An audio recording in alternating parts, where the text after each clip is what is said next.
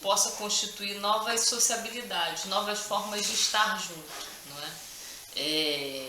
Novos modos de estar, novos modos de sentir. Quer dizer, a pressa que a gente tem numa relação de consumo convencional não é a mesma que a gente vê, por exemplo, no mercadinho do Botânico, onde as pessoas se deixam ficar, querem ficar, estabelecem outro tipo de relação.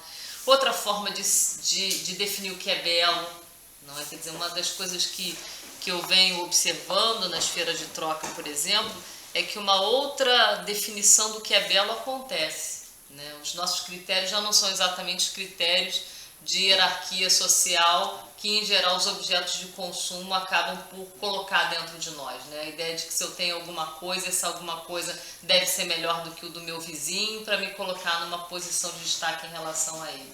O que a gente vê em espaços de troca onde o critério de consumo é diferente é que essa regra deixa de valer. Outras regras passam a ficar no lugar, né?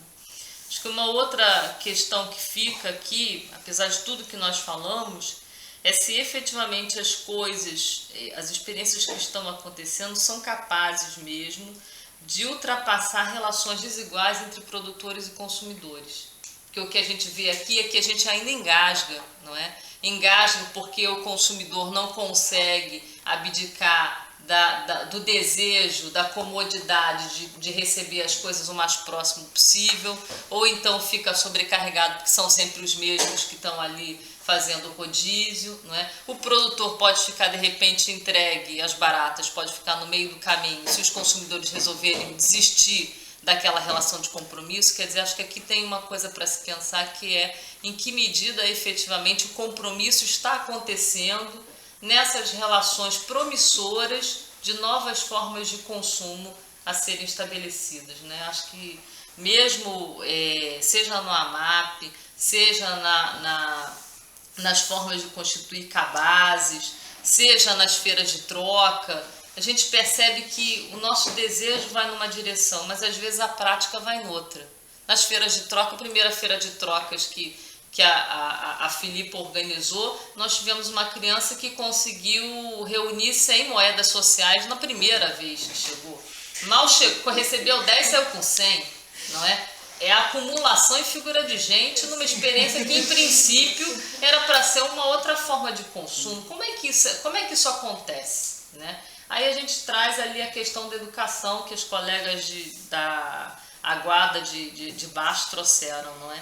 E realmente a noção de que se as coisas não forem diferentes, as concepções não forem diferentes, dificilmente a gente consegue sair do lugar, seja através dos pais, seja através das crianças. As crianças têm que ter outras experiências, não é?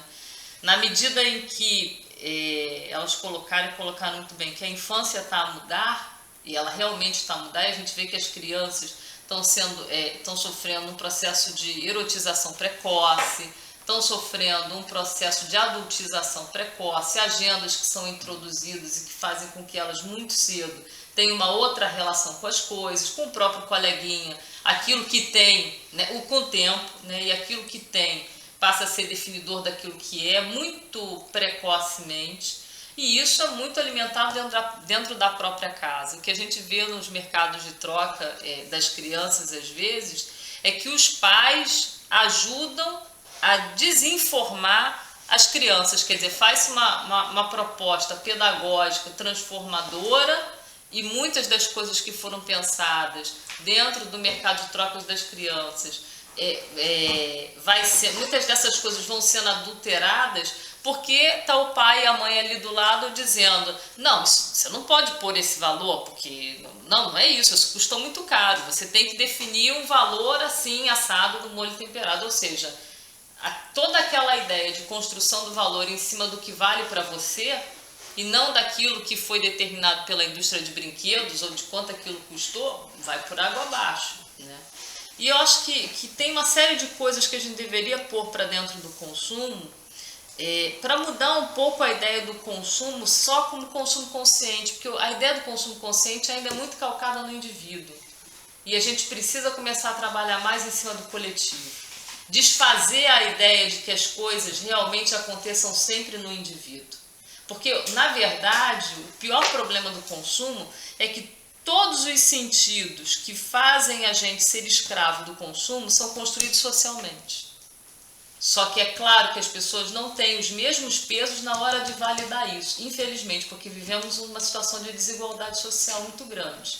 Então fica todo mundo perseguindo valores que estão dentro desses objetos de consumo sem saber muito bem por quê.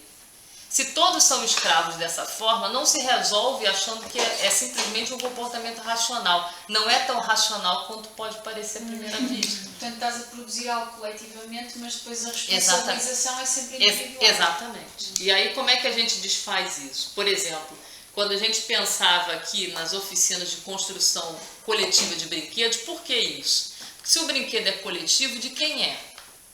De quem é o brinquedo?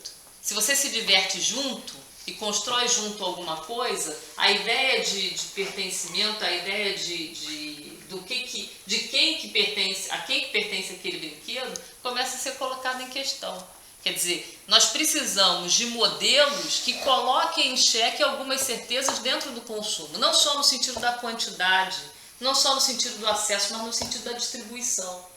Quando a gente pensa que pode criar um novo circuito de circulação dos brinquedos dentro do mercado de trocas das crianças, não é à toa, não é só para criar um novo ciclo de vida para os produtos, não é só para reduzir, para aumentar a reutilização do brinquedo e diminuir o desperdício. Não é só nessa lógica, não é só numa lógica ambiental, que ela é importante, mas não pode estar sozinha.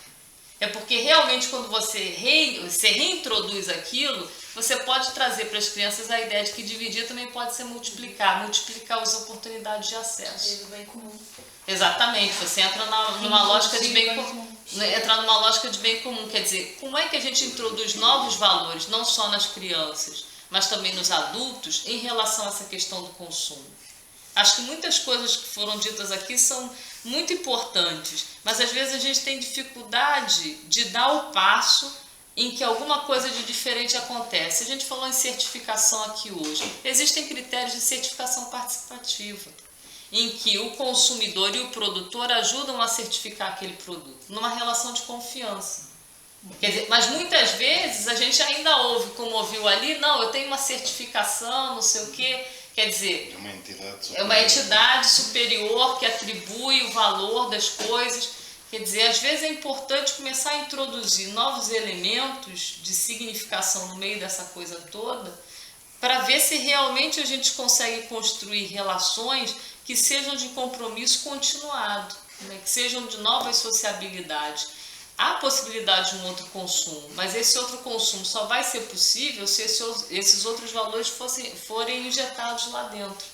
Não é achar que o consumidor vai ser racionalmente consciente e por isso tudo vai mudar. Porque infelizmente depois, quando ele se depara com as coisas que são objeto do seu desejo, aí aquilo tudo cai por terra, ou então pelo menos cai por terra até que ele seja de novo confrontado com aquela realidade e pense que alguma coisa diferente pode acontecer. Então acho que o que eu queria amarrar aqui, acho que muitas coisas importantes foram ditas em relação às crianças, em relação às relações entre os produtores e os consumidores, em relação à luta por uma soberania alimentar, portanto, novas relações de consumo dentro da questão dos alimentos, que é fundamental. Que eu poria aqui, de repente, como um tempero a mais para a gente pensar, quem sabe, num próximo encontro, se ele ainda continuasse dentro da temática do consumo, mas não precisa necessariamente ser aí, é em que medida nós aqui em Portugal pomos para conversar a questão do consumo com a questão da vulnerabilidade social. Porque eu vejo se falar muito na questão da consciência ambiental, e temos uma classe média bastante afeita e bastante promissora no sentido de ser aberta a esses valores. Mas o quanto nós estamos pensando nas pessoas que estão vulneráveis econômica, social e ambientalmente falando? E como é que o consumo cai em cima da cabeça dessas pessoas todos os dias? Seja na ótica do desejo, seja na ótica da necessidade. Eu acho que eu sinto que em Coimbra, em Portugal de um modo geral, a questão do consumo é sempre debatida numa perspectiva de consciência política. Isso é muito legal e eu vejo que o movimento de transição é talvez um dos movimentos mais importantes em Portugal, capazes de levar essa discussão mais adiante. Mas o que eu sinto falta é de uma discussão que às vezes olhe para aqueles que estão absolutamente excluídos. Que aí há duas variáveis, que é a maior parte das iniciativas, sejam de transição ou outras, porque aquilo que distingue uma iniciativa de transição de outras é só porque ela decidiu pertencer à rede.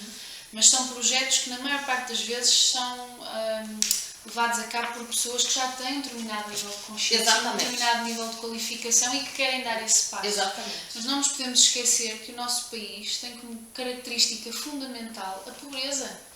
Portugal continua a ser um país marcadamente pobre, persistentemente e extensamente pobre.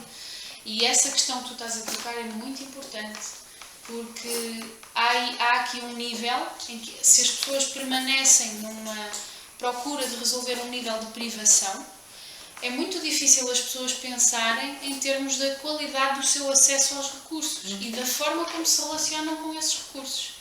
E, portanto, estamos a falar já de uma questão cultural, de uma questão que não tem que ver só com bolsas de pessoas, mas já um país inteiro. E que esses às vezes ficam invisíveis, não é? Porque Sim. falamos da consciência e aí estamos todos mais ou menos no mesmo diapasão, falando da mesma consciência, mas e essa enormidade de pessoas que não têm acesso, a quem os recursos não são redistribuídos, que estão numa pobreza estrutural e que poderiam estar se beneficiando de outras formas de consumir e de produzir. E são estas pessoas que estão a consumir, sobretudo, produtos de muito baixa qualidade alimentar.